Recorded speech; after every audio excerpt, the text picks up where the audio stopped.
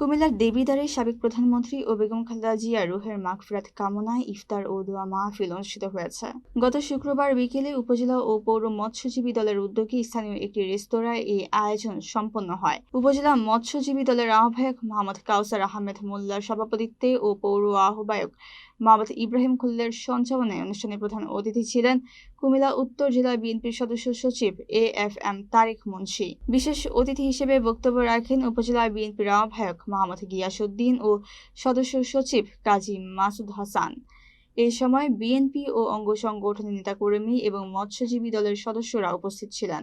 মাহফিলে দেশনেত্রী খালেদা জিয়া রুহের মাগফিরাত ও দেশ ও জাতির কল্যাণে বিশেষ মোনাজাত করা হয়। আমাদের প্রাণপ্রিয় তৃণমূল দলের আমার আপনাদেরকে আবার সালাম দিতে ইচ্ছা করছে।